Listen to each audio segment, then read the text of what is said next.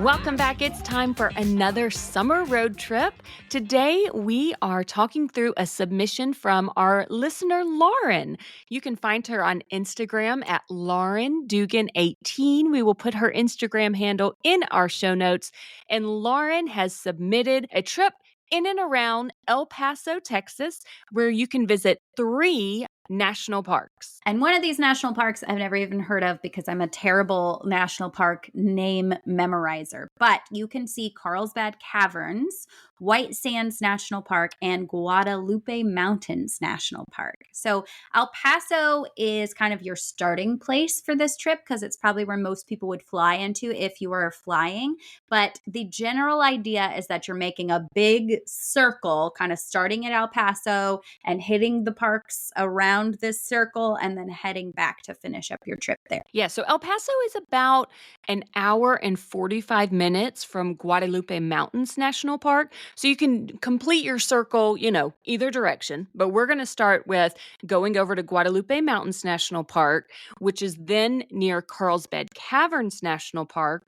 We're going to do an excursion up above that, which is kind of fun, and then circle around to White Sands National Park, which is about an hour and 30 minutes north of El Paso. So Lauren recommended either you can do that circle or you can do out and back trips each day. Like if you really need your base to be one spot, like say you want to use Hilton and get the 5th night free, so you just want to stay at one hotel, then you could drive out and back from El Paso to the national parks. But I think it's probably a little more efficient driving wise to do a loop.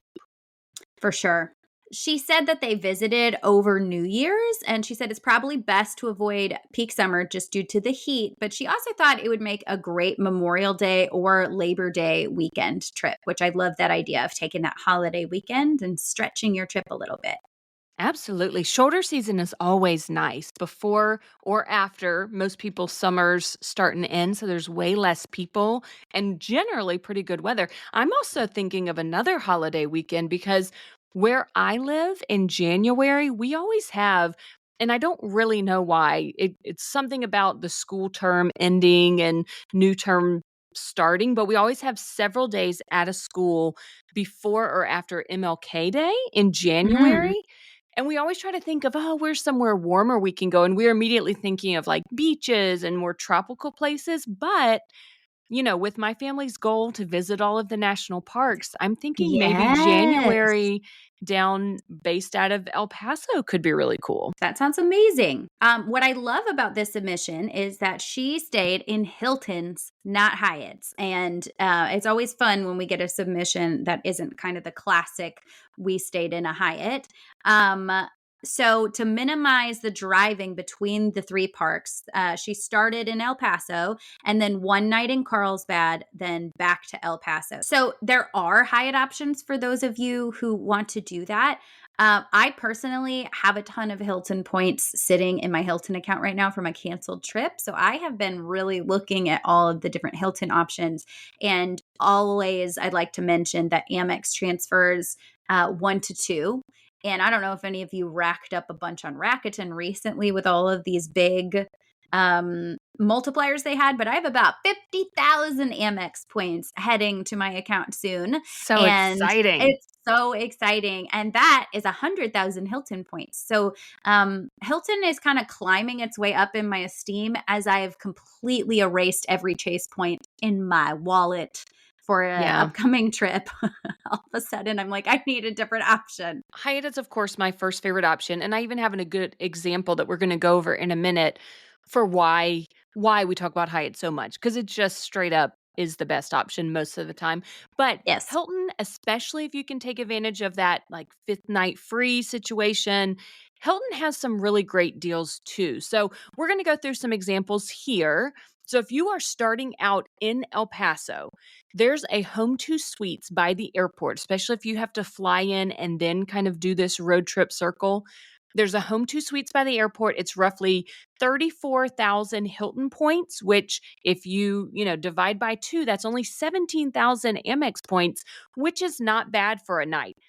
However, there's also a Category 1 El Paso Airport Hyatt place that is a good starting point, and that's going to run you less than 10,000 points. So 17,000 Amex points or less than 10,000 Chase or Hyatt points to pay for the Hyatt hotel.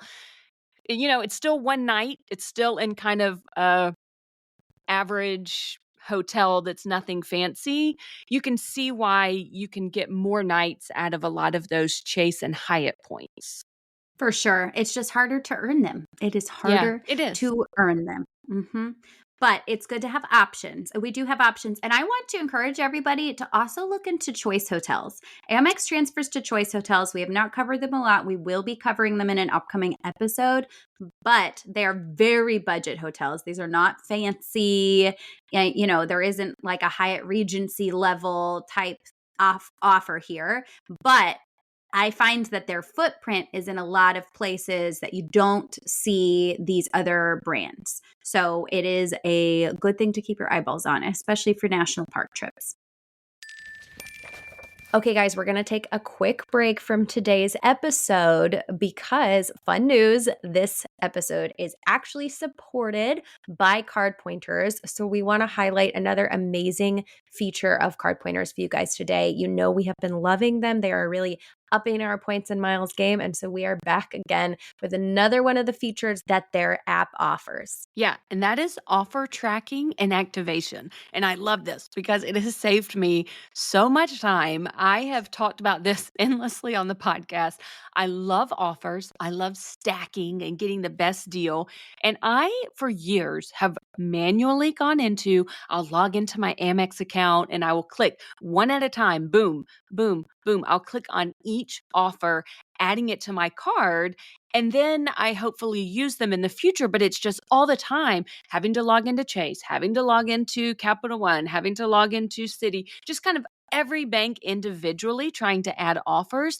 And with card pointers, it will do it instantly. So when I log into Amex, I don't have to click on them one by one by one because when I log in just to look at my statement credit or, see what's going on with my bank, boom, it just adds them all. It is beautiful. It really is beautiful. And I have redeemed so many offers ever since doing this, not even on purpose. I've had so many accidental offer triggers. It's been really fun because then I know I'm not like manufacturing my spend and spending just to activate an offer. I'm like, oh, where did that free money come from on something I was already going to spend? And it's because everything was added for me.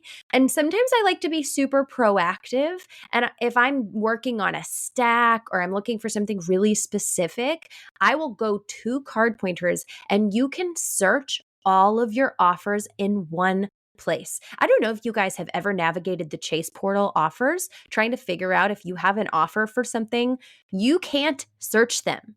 I always had to alphabetize them A through Z and then scroll to see if they had the vendor that I was looking for. That is so obnoxious. You can go straight over to card pointers, go to your offers tab, search every offer, Amex, Chase, Citi, all at the same time. And if you have one, it will tell you. I would pay the lifetime subscription for this one feature. Yeah, for sure. So if you guys want to check it out, go on over to cardpointers.com/Wonderland on points. As our listener, you will get 30% off. So check it out, cardpointers.com/Wonderland on points. And let us know how you like it in our Facebook group. Yes. Okay, guys, now let's get back to the episode. So in Carlsbad, there is another Home2 Suites and a Hampton Inn. Those are roughly 50,000 Hilton points, 25,000 Amex points a night. And in Carlsbad, there's also a Category 3 Hyatt House, which would be more in the neighborhood of 12,000 points, which is, again, these are more affordable. But can you earn 60,000 points a year on your Chase card with your groceries? Maybe if you are ordering exclusively online groceries, but I am not. And with my family's budget, those Amex points they earn a lot faster. So the Hilton option can be a good option. Hyatt is always my top choice. So these are some things to look into while you're there. Let's discuss what we should do. Yes. Okay. So we've left El Paso. We've driven to Guadalupe Mountains National Park, which looks stunning online.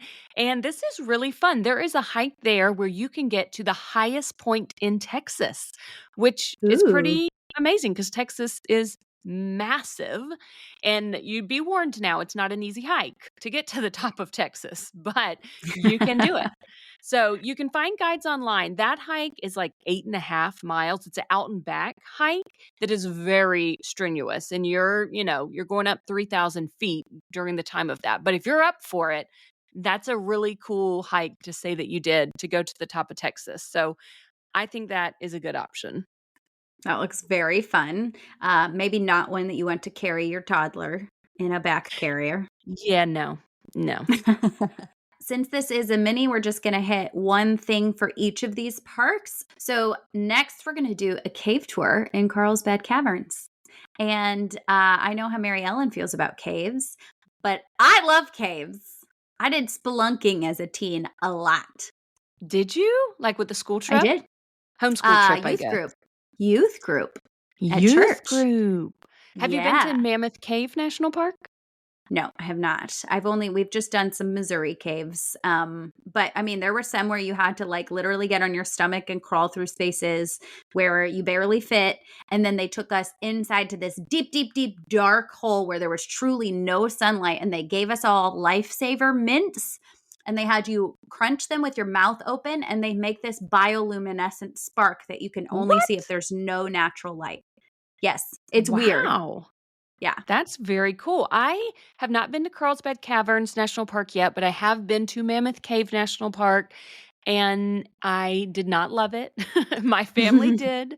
The caves themselves are awesome. I am just very claustrophobic, and it was like a mind game with me that I did not like. I was not about to slide in any kind of tunnel or small opening. I mean, I only went on the main paths and tours, but it is very cool to see the stalactites, stalagmites, and so much learning. Really neat opportunity. So at some point, my family will go to Carlsbad because, we want to see all the national parks. But not for the faint of heart. I will jump out of, run off the side of a mountain paragliding. See, but I But won't. yeah, not the cave though. Not the cave for me. It's so funny. I now granted, I have not been in a tiny enclosed space probably since I was a teenager, so I actually have no idea how I feel about it now. Things change. But I have no memory of fear of it, but you would not catch me jumping out of an airplane or off the side of a cliff. I don't think I could handle it. So, Yeah. just Everybody has their thing. everybody has Now, with their Carlsbad thing. Caverns, there are tours that you can take that do cost a little bit of money. Look that up. Make sure you reserve them ahead of time if needed. I know we needed to do that with Mammoth Cave National Park. So look into all that. But I really loved the tour that we went on with a national park guide at Mammoth Cave. So I think that would probably be the way to go at Carlsbad as well. Learn some history. Absolutely. Okay, so last is what sounds like the most fun to me. I don't know if this sounds fun to you with your feelings on sand, but you can go sledding on the dunes at White Sand. And I have seen pictures and videos of this. It looks so fun. And you can use your national park pass to reduce the entry fee costs. And there's a small cost for renting a sled or doing the tours for the caves. But it's a super affordable activity and you could literally do it all day. I just imagine how great your children will sleep after you make them run up the sand dunes over and over and over. Have you taken your kids like snow sledding? I'm assuming Oh, that's a yeah. thing you Oh, guys yeah. do in the East. I mean, I love the way kids nap or sleep at the end of a day of sledding. That is true. My It's so kids good. would absolutely love to go to White Sands National Park. They love snow sledding. Sand is not my favorite thing. This is one of those national parks that I'm going to do because it's on the list and I'll make the most of it. But it does sound a little horrific to me.